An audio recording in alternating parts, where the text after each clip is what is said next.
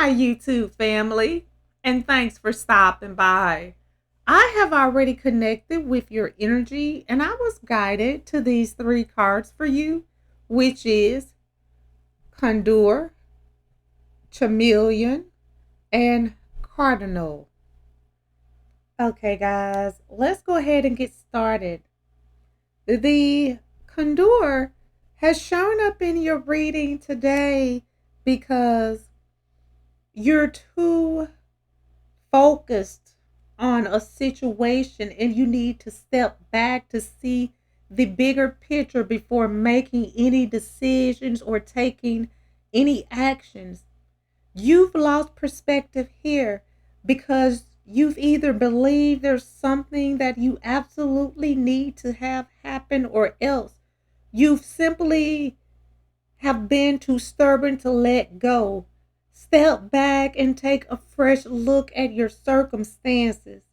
It's the forest versus the trees dilemma. You're too close to clearly discern the reality of what's actually taking place. So make a practical decision to practice detachment. And most people think of this as a cold, sturdy way of responding to a situation or person, but nothing is further from the truth.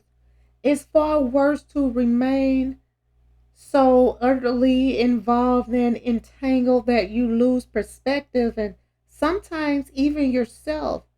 This all too familiar pattern stems from the guilty feeling that somehow you're not doing enough unless you've completely immersed yourself into the problem or person, continuously trying to fix the situation or rescue the individual involved.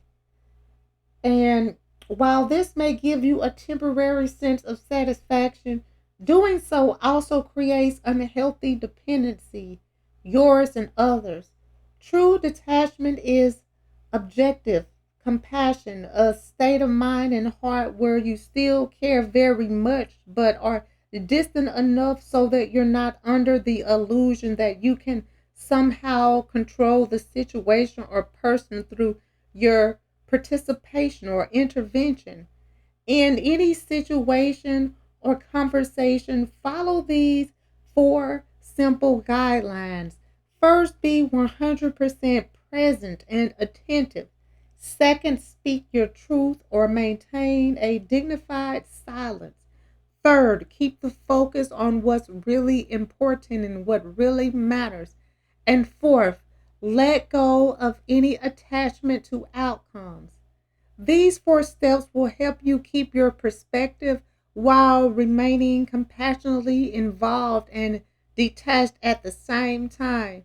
You can still wield your influence by standing your preferences, whether strong or mild, without insisting on getting your own way. Express yourself and see what happens, all the while honoring and respecting all of the other people in your life. And the chameleon has shown up in your reading today because you need to stay in the background and adapt to the situation rather than being conspicuous and attempting to direct the course of events. Even if you believe that you have the right answer for the dilemma at hand or a better way to handle things at this time, it's best to surrender to the will of spirit and simply allow events to unfold without your direct intervention or guidance. Pay attention to what's happening, but become more of a witness, observer than an obvious participant.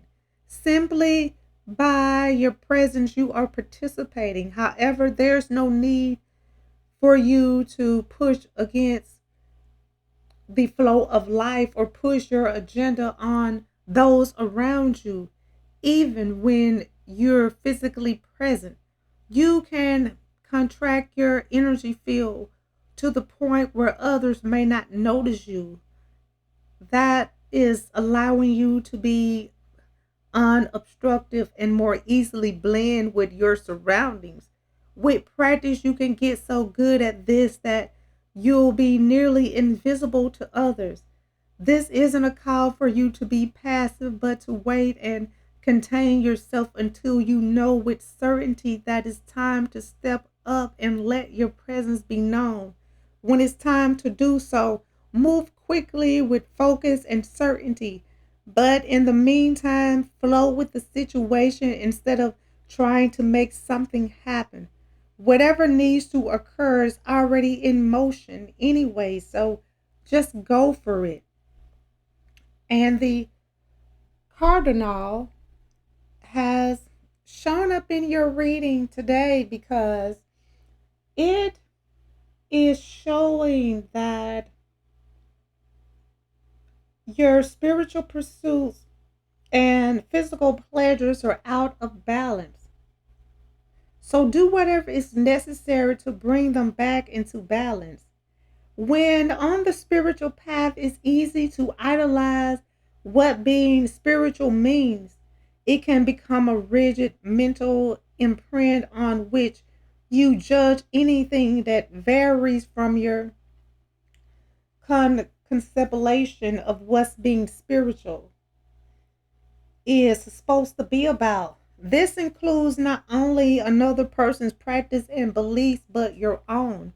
Falling short of this leads to either assume an unrighteous and arrogant position with others, or when self-imposed elicits guilt and shame. This spiritual perfectionism can make you forget about enjoying the pleasures of the material world as well as those of your physical body. The earth herself provides a dazzling and sensual experience to be directly encountered through the physical senses. Yet, for many, truly enjoying the pleasure of the sense of sight, sound, taste, touch, and smell can be fraught with worry, anxiety, guilt, and shame. Products of early childhood, religious and or cultural conditioning. Others become so entangled in the world of the senses that it becomes their God, and their spiritual core is lost to materialize things.